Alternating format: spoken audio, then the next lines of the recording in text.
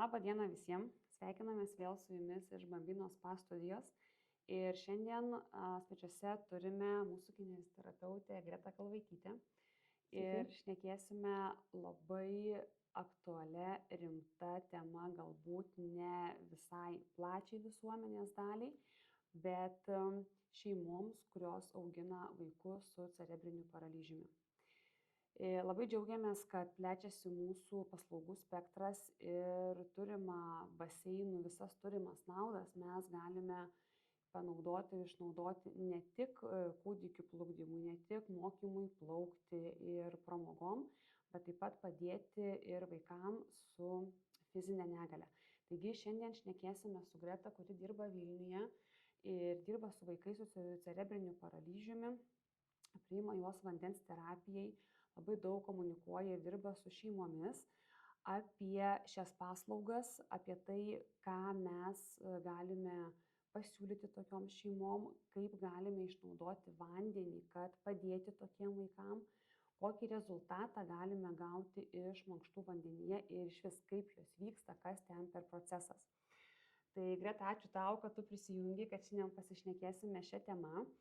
Ir gal tokiai kaip įžangai noriu pasakyti labai svarbu akcentą, kad šioje vietoje yra labai svarbu komanda. Ir komandą sudaro tėvai, specialistas dirbantis su vaiku ir žinoma pats vaikas. Tai mes ir pašnekėsim daugiau mažiau iš skirtingų perspektyvų ir pradėkime turbūt nuo vaiko, nes dabar jeigu ir klauso mūsų tėvai, kurie turi tokius vaikus, tai jiem yra aktualiausia, ką jie gali padaryti dėl savo vaiko. Tai pradėkime nuo to, kad kokius vaikus su šia diagnoze, tai yra kokio amžiaus, kokio diagnozių sunkumų mes galime priimti, su kokiais vaikais dirbame ir ką jiem galime pasiūlyti. Taip, tai nuo kokio amžiaus, sakyčiau, galbūt netgi nuo tada, kada būna diagnozuota, gali būti diagnozuota nuo pusės metų amžiaus iki kelių metų. Tai kažkaip griežtai mes labai neapsibrėžiam, dažniausiai apklausiam tėvus, kokios būklės yra vaikas, kiek jisai funkciškai pajėgus, kiek, ta prasme, fizinių savybių, kiek sveria, koks jų ūgis, ar mes tiesiog pajėgios esame dirbti su vaiku.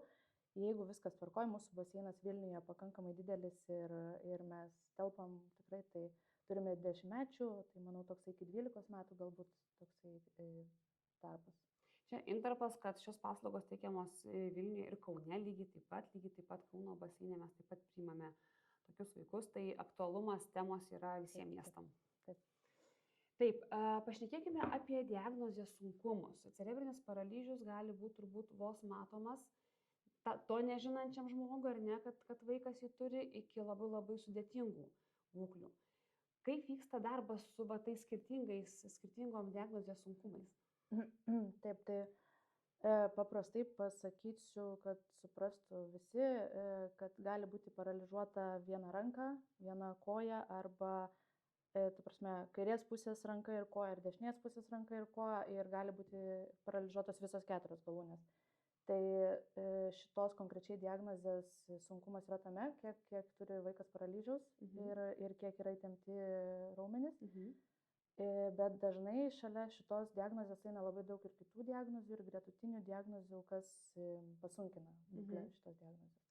Tai va čia labai yra individualu ir tikrai ir dirbam ir su labai savarankiškais vaikais, kuriem reikia tik tai palaikyti savo fizinę būklę, tiek su vaikais, kurie visiškai nevaldo savo kūno ir neturi galvos kontrolės, neturi viso kūno kontrolės. Tai labai yra platus spektras. Iš esmės tai yra labai individualu ir tikrai gali visi tėvai kreiptis ir konsultuotis ir žiūrėti, ką tada galime padaryti. Tai galbūt tada pradėkime nuo tų vaikų, kurie yra savarankiškesni, kurie valdo savo kūną, ar ne? Ką su jais vandenį veikiate? Koks yra tikslas tos mankštos vandenį ir kokia to vandens nauda tokiem vaikam? Tai visų pirma, tikslas yra, kadangi vaikai pakankamai sąmoningi, tai jie daug ir supranta, daug jaučia ir daug gali išgyventi. Tai pirmiausia, ką mes galim padaryti, tai suteikti jiem saugią erdvę, smagią erdvę vandenyje, nes jie kaip pakankamai savarankiški, tai jiems norisi ir savarankiškai daug atlikti, ta prasme, ir džiaugtis vandeniu ir būti vandenyje toj laisvėj. Tai pirmiausia, ką mes darome, tai juos, kaip čia, pristatome baseiną kaip saugią aplinką, suteikiame pasitikėjimą, kad pasitikėtų specialistų, mumis, pasitikėtų baseinų, vandeniu ir pasitikėtų savimi galų gale. Ir tada tiesiog rodome jiems, ką jie gali nuveikti vandenį, rodome per smagias veiklas, per suteikimą jiems tos laisvės, kad jie gali dar savarankiškiau judėti.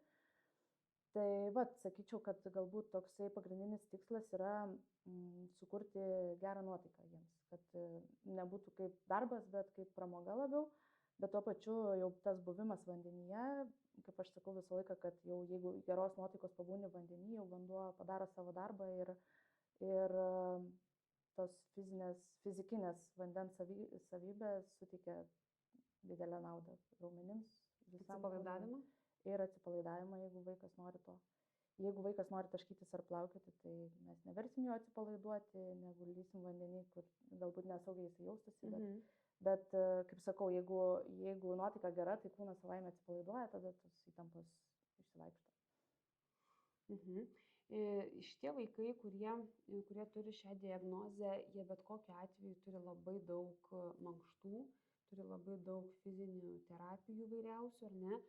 Ir turbūt didžioji dalis jų nėra jiem visada malonios. Tai galbūt ir per skausmą, arba tai emociškai, tai nuolatinis darbas, tai yra sunkus darbas. Tai ar aš teisingai išgirdau, kad vanduo gali būti ta terpė, kur jie patirs visą tai per lengvesnę formą, per geresnę emociją, kas natūraliai iš karto duoda labai daug efekto kūnui. Taip. Tai čia kaip ir bet kam, kaip ir sveikiems vaikams, kaip ir suaugusiems, jeigu atsitinka traumos ar atsitinka visokios taip pat neurologinės ligos, tai pirmiausia reabilitacija yra vanduo. Tai vandenį tu kaip ir nejauti, kad tu dirbi, bet tu dirbi. tai vaikams yra ypatingai vanduo geras dalykas dėl to, kad jiems smagu vandenį. Taškytis vandenį ir plaukioti yra smagu, tai dėl to tas vandens terapija tarp visų esamų terapijų suteikia šansą kūnui nusinulinti. Ta prasme, kad tarp tų visų darbų ir tarp tikrai daug darbų ir kiek vaikai turi sportuoti, kaip su mamom irgi kalbamės, kad kartais mamos pabando pačios tos pratimus padaryti. Ir tai yra labai sunku, kartais net nepadarome tų pratimų, ką vaikai turi padaryti sausumoje. Tai čia visą laiką, kaip sakau, kai pats pabandai, tada pajauti, ką reiškia. Tai vanduo jam yra puikiai terpė tiesiog nusinulinti, atsipalaiduoti ir tada tuo pačiu ta vandens tokia nauda yra, kad lengviau tada į kitas terapijas reaguoja. Kada kūnas nusinulina, tada tokios naudos įvedam, kad kitos terapijos taip pat daugiau naudos atneša, nes kūnas šviežiai ateina sportuoti. Kad nebūtinai būtent ta mankšta vandenyje patys tie pratimai turės kažkokią tiesioginę naudą raumeniui ir kažkokiam funkcijai, bet jis į tą visumą įeis į visumą ir atrodo, galbūt tam vandenį pabuvus nauda pasireikš visai kitoj terapijoje. Ne? Čia dar norėčiau irgi pabrėžti, kad su tom skirtingom diagnozėm būtent skirtingai ir dirbam.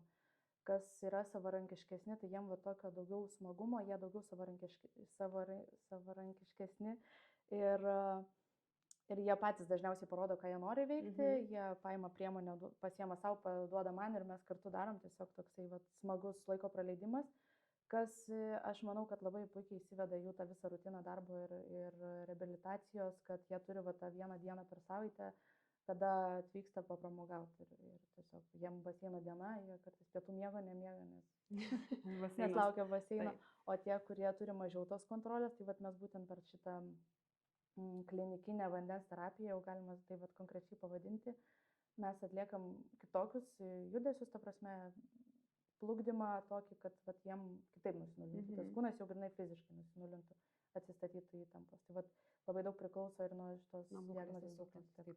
Tai toksai truputėlį, kaip ir apibendrinant tuos savarankiškesnius vaikus, tai irgi man susisiejo kaip ir vis tiek yra vaikas, ar ne? Tai ar vaikas, kuris sveikas ir jisai mokosi kažkokių įgūdžių, čia lygiai taip pat vaikas, jo emocijos, jo sąmonė veikia taip pat vaikiškai, tik yra kažkokie fiziniai apribojimai, kuriuos turim spręsti, jam padėti, ar ne?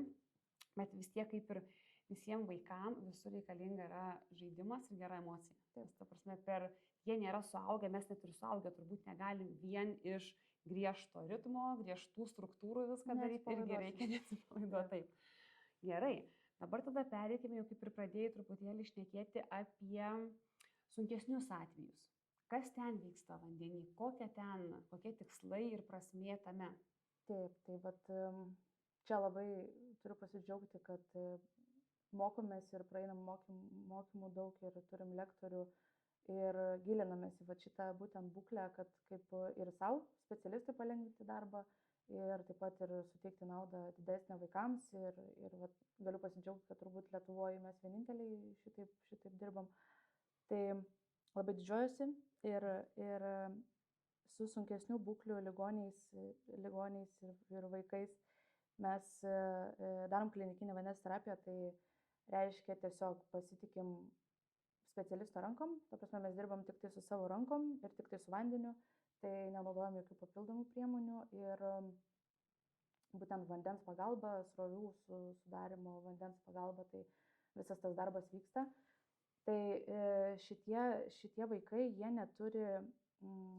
neturi pojūčio apie savo kūno svorį, ta prasme nejaučia savo kūno svorio, nejaučia kūno centro ir negali dėl to kontroliuoti rankų ir kojų, nes viskas eina iš kūno centro. Tai pagrindinis dalykas, ką mes turim padaryti, tai normalizuoti įtampas. Labai didelės įtampos būna dubens ir pečių srityse. Tai pirmas dalykas, ką mes vandenyje darom, tai sustatom kūną į lygiagrečias linijas, pečiai ir dubuo. Ir tik paskui jau tada pradedam mokyti funkcinių judesių vandenyje, ką galima atlikti vandenyje. Tai pirmas tikslas toksai - normalizuoti tą įtampą ir parodyti vaikui, kaip pajausti savo paralyžiuotą galūnę.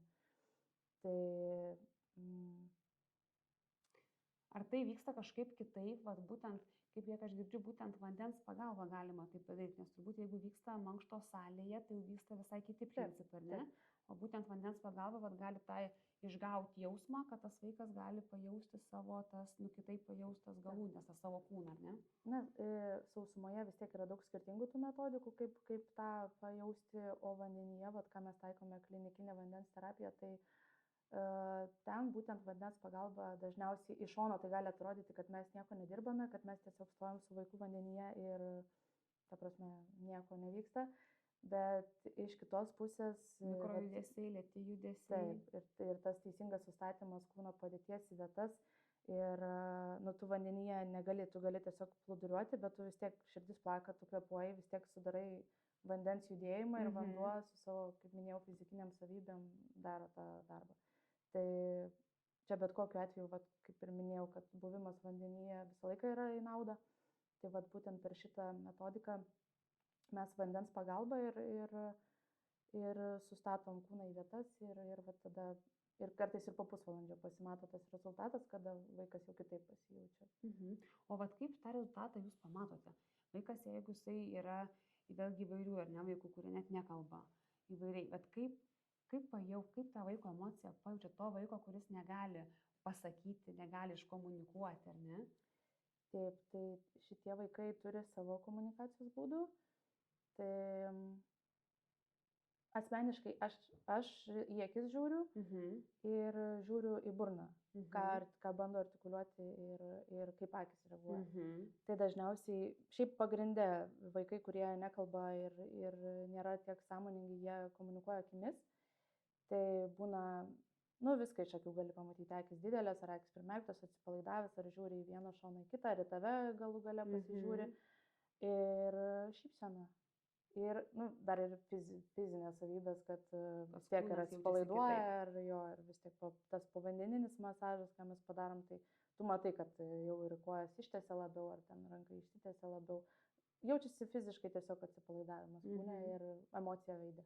Tai vėlgi, šitų vaikų darbas su šitais vaikais turi omeny sunkiom diagnozėm, vėlgi tikslas yra atsipalaidavimas, kūno normalizavimas ir vėlgi emocija, ne? Taip. Galbūt yra skirtingi, tai nėra kažkoks žaidimas, tai yra per, kaip sakai, per akis, per šypseną, per kitokius pojūčius, bet vėlgi suteikti saugumą, gerą jausmą. Kiek laiko užtrunka, iš tavo patirties, kiek laiko užtrunka, kada toksai vaikas jau pasitikė tavimi, kaip specialistų, kada jisai tas rankas ateina, kiek va tą saugumą sukurt paprastai reikia? Tai vat irgi labai priklauso nuo diagnozės sunkumo ir nuo vaiko sąmoningumo. Kartais gali būti jau tas pasitikėjimas pirmą kartą pasijaučia, kartais mes galim pratintis mėnesį, 2, kartais tiesiog bandai ir taip, ir vieną laiką, ir kitą laiką, vis tiek, tu nesuprasi to vaiko, jisai tau negali pasakyti, kas yra negerai, tai tu bandai keisti ir vandenį būnant konkrečiai, bandai keisti rankas, bandom keisti laiką, galų gale ryte ar vakare, dieną pakeisti, bet ką, trukmę pakeisti, tai va taip bandant kažkaip būna ir šiaip visi po to jau pasitikė ir visi ateina ir Tiesiog visi gerai jaučiasi. surasti tą skirtingai būdą užtenka. prieiti. Ir būdą ir skirtingai laiko užtrunka. Na ir turbūt tai turi įtakų ir vaiko, ką aš taip įsivaizduočiau, ir amžius, ir tai, kiek jis jau visko yra praėjęs, kokių terapijų, vėl turbūt formuojas tam tikri ir baimės, ir įsitikinimai, ir kažkas, ir jeigu patirtis yra, kur ištisinės kažkokie tai procedūros, tai dėl vaikui pajausti, kad čia bus smagu, yra, užtrunka, ar ne kitaip. Nes jiems dažniausiai, kad jau ruošiasi dar kažkokią, išbandyti kažkokią paslaugą, tai vėl mes važiuojam, vėl mes kažką dirbsim, vėl mes kažką turėsim sportuoti. Tai va tas tikslas yra parodyti, kad baseinas yra smagu. Vakar su mama juokėmės, kad ruošiasi išvažiuoti į Lenkiją reabilitaciją ir pasakė vaikui, kad bet Lenkijoje baseino nebus. Labai nusivylęs buvo. Tai va jau paskui vaikai supranta, kad ir nekomunikuoja, bet jie daug supranta. Ar sunkesnių, kada yra sunkesnė diagnozė, ar šitiem vaikam galioja lygiai tas pats, kad vanduo nunulina kūną ir vėlgi tas poveikis to atpalaidavimo, tos geros emocijos turės rezultatą kitose procedūrose? Taip, būtent taip ir, kai pasakau apie šitą sustatymą kūno į lygiagrečias linijas, ką mes galim pasiekti per pusvalandį ir, tarkim, sekančią dieną jis nueis į sausumoje į kažkokią reabilitaciją, tai jau bus lengviau, nežinau, ką jie tenais veikia, bet, ta prasme, rezultatui tai tikrai bet kuriuo atveju atsilieps. Tai vėlgi nebūtinai ta tokia nauda labai tiesioginė, būtent, kad po tos mankštos pasidarys tas ar anas, bet tiesiog reikia į visumą ir jį įpinti į visas. Toks labiau, kaip sakyčiau, terapija. Taip. Ir kaip aš suprantu, ta vandens terapija, jinai nesikerta su kitom. Ta prasme, vaikas gali ta šeima lankytis visur, kas yra paskirta, ką jie daro. Tos kaip papildomas tam, kad kaip palaikanti terapiją visai visumai. Kaip dažnai reikėtų ateiti į vandens terapijas? Kokie, turbūt irgi variantai skirtingi, nuo vaiko, nuo priklauso, bet tiesiog kažkokios gairės, kaip dažnai reikėtų lankyti? Na, mes dirbam taip dažniausiai, kad kartą per savaitę ateina vaikai, bet aš manau, kad, ir kaip minėjai, kad labai individualu, kai kas gali eiti ir 3 kartus per savaitę, kas antrą dieną ir kiekvieną kartą ateis su šypsena, kai kas gali 2 kartus per savaitę ateiti, bet antras kartas per savaitę jau bus prastesnis, nesunku, kai kas va taip, kas kiekvieną savaitę eina, irgi gali būti, padarom porą savaičių ar 3-4 pertrauką, ateina po tų pertraukos ir tada vėl smagu, viskas gerai. Tai va labai individualu ir labai dažniausiai mes pasišnekam su tėvais, jau specialistas iš savo pusės patarė, argumentuojam, dėl ko taip geriau, nes labai dažnai tėvams atrodo, kad kuo daugiau, to bus geriau, nes vis tiek atrodo, kad į baseiną einam sportuoti, baseiną einam daryti pratimų, bet vat, ką noriu minėti, kad baseinas ne visą laiką yra tokios paskirties, kartais vanduo yra tos terapinės labiau paskirties, kad padėti vaikui tiesiog lengviau reabilituotis apskritai ir tiek metų vis tiek jie reabilituojasi, tai tiesiog kaip pagalba vaikui, net ne kaip ateik pas mane pasportuoti dabar, kad tu dar pasportuotum, rytoj įsisportuoti ir vakar buvai sportuoti, bet tai tokius kiekvieną dalyką aptariam vis tiek su tėvais ir ką lanko šalia, tas komandos dalykas, kad mes turim žinoti, kas vyksta dar šalia kokios terapijos. Ir ką mes dar galim vandenį išspausti iš vandens. Ar gali būti toksai variantas, kad, tarkim, tėvai ar iš kitų miestų, ar dėl kitų galimybių, ar dėl tų pačių jau sudėliotų tvarkaraščių visų mankštų, atvykti į vandens terapijas, tarkim, kartą į mėnesį? Tokį tik tai kaip intarpą padaryti karts nuo karto, tas irgi turėtų reikšmę, ne? Tikrai taip. Nu, vat, kaip ir minėjau, kad kas 2 savaitės ar kartą į mėnesį, tai tikrai, jeigu tu vieną dieną per mėnesį atvažiuosi į baseiną, tai jau manau, kad tau viso mėnesio tie darbai nusinulins ir kūnas nusinulins ir tu galėsi vėl eiti. Jeigu tai vis tiek vyks reguliariai, kas mėnesį, tai ta prasme lygiai taip pat turės naudą.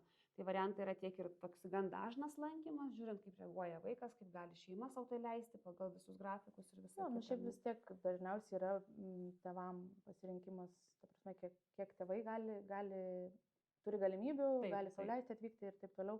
Bet vis tiek bet kokiu atveju turime iš savo pusės patarimų, kad kaip geriau daryti. Nes lygiai taip pat turbūt perlenkti irgi nėra gerai, nes turbūt irgi būna, kad tėvai tiesiog iš to, kaip sakai, norėjimo gero, atrodo, kad kuo daugiau darysiu, tuo bus geriau, bet kartais irgi reikia tą tokį leisti ir kitaip, tai va tiesiog irgi čia šnekėtis, ar ne? Ok, mes labai iš tikrųjų daug, kada šnekam apie vaikus, apie visą, kas vandenį vyksta, ko siekiame, jų emocijas, bet visur visada minime tėvus, ar ne? Tai va, tėvai yra irgi šitos komandos dalis ir iš tikrųjų turint vaiką su tokia diagnoze, tai tampa tėvų irgi kasdienybė, darbų, tikslais ir viskas sukasi apie tai, ar ne šeimoje. Kalbant dabar vėl apie tą vandens terapiją ir tėvai, ką jie turėtų tokio žinoti, koks jų vaidmuo ir kokie tavo patarimai ir įžvalgos, dirbant su tokiom šeimom? Pagrindinis dalykas čia yra, kad pasitikėti specialistu, aš manau. Pasitikėti visų pirma ir vaikus savo. Kontaktą ir su eiti, ar ne?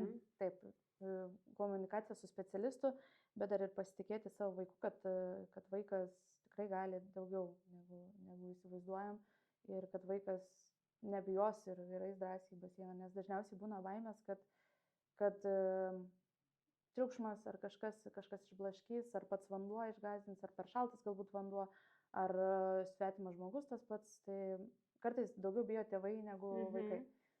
Tai aš sakyčiau pirmiausia tėvams atsipalaiduoti, pasitikėti ir aš ir nuo savo pusės ir tikrai galiu už visus specialistus mūsų pasakyti, kad specialistas, jeigu ar trūks informacijos, ar mes norėsim kažko pagalbos iš tėvų, ta prasme, kad mums reikia jūsų įsikišimo, tai mes tikrai paprašysim ir pasikviesim ateiti ar šalia baseino, ar išlipti iš baseino, ar jeigu kažkas atsitinka. Bet tikrai šitoj vietoje tai leisti specialistui atlikti savo darbą ir leisti vaikui galų gale pajausti, ką jisai gali, ta prasme, savarankiškai. Bet ir trečias dalykas tai pailsėti, ta pusvalandį ir 45 minutės tėvams. Labai didelį darbą daro visą parą, tai 7 dienas per savaitę. Taip, tai toksai galbūt irgi taip skamba truputėlį paradoksaliai, bet tiesiog šitoj vietoj, kaip ir sakai, pasitikėti vaiku, vandeniu, specialistu ir truputėlį atsitraukti. Nereiškia, kad kažkaip tai palikti, bet tiesiog leisti būti, nes irgi turbūt turim pavyzdžių, matom tų šeimų, kur vėlgi tėvai jie iš to jautimo, aišku, jie jaučia savo vaiką, jie žino, bet jie tada kartais toks ta perdėta globa ir kartais tikrai leisti pabūti. Ir turbūt, ką tu kaip minėjai, kad atrodo iš šono, kad nieko neveikiam, jie turbūt irgi dažnai šeimos būna įpratę prie tokio intensyvaus darbo, matomo darbo, tų tokių pratimų fizinių. O čia būtent leisti pabūti toje kitokioje aplinkoje ir truputėlį kitaip. Taip, nes aš visą laiką, kaip sakau tėvams, kad vaikas turintis cerebrinio paralyžiaus diagnozę, kaip minėjau, kad nejaučia kai kurios ar vienos galūnės, ar visų 4 galūnių, jisai vandenyje gali jaustis, nežinau, kaip mes, sveiki, suaugę žmonės su užrištom akim, užkimštom ausim ir kartais dar galim nosį kaip vieną šnervę prikimšti ir atsigulti visiškai taip į vandenį ant nugaros ir, ta prasme, pojūčiai bus labai tikrai keisti. Tai ir vaikui pirmiausia reikia pajausti tą, ką mes sveiki žmonės galime jausti gulėdami ant vandens, viduriuodami. Bet kaip ir minėjau, kad pats kai pabandai, tada supranti, aš asmeniškai pabandžiau plukdymą suaugusių, kad mane paplukdytų. Nesiūlo tėvam praktikos išbandyti, kad pajaustų. Sakau, žinokit, aš pati, kai pabandžiau, pajaučiau, ką reiškia, tai sakau, galit pabandyti. Tai ir vaikui kartais reikia to tokio tiesiog pabuvimo vandenyje ir atradimo savo kūno, kad kaip čia reikia jaustis ir ką mano tas kūnas gali. Net nežinau, iš tikrųjų tiek daug visko apšnekėjome ir kaip kaip tai skamba viskas svarbiai, galbūt truputėlį kitaip negu negu fizinės terapijos salėje, masažai, visa kita, ką tos šeimos labai daug turi, tie vaikai labai daug patiria. Tai dėkui tau labai, kad pasidalinai, kad Ačiū tau. papasakai, buvo tikrai labai įdomu. Tikiuosi, jums irgi buvo aktualu, kad išgirdote kažką tai, kad sudominom, ir jeigu yra papildomų klausimų, jeigu surezonavo šitas dalykas ir norisi pasigilinti toliau, tai tikrai labai kviečiame kreiptis, atvykti, pasikalbėti. Kiekvienas vaikas yra unikalus, kiekvienas atvejis yra individualus ir kažkaip tai kažkokių gairių taikyti tikrai yra labai sunku, todėl žiūrim labai individualiai į kiekvieną šeimą ir tik pasikalbėjus, sutarus, kokių tikslų galim siekti, ko nori tėvai, pažinus vaiką, galime tikrai pasinaudoti vandeniu, vandens savybėmis, mūsų specialistų žiniomis, patirtimis ir visų tą sukaupta, ką mes tikrai mokomės iš užsienio specialistų šitą patirtimi ir padėti vaikui pasijausti geriau. Tai dėkui jums, kurie klausėte, kurie žiūrėjote ir iki pasimatymo kitais kartais. Ačiū, iki.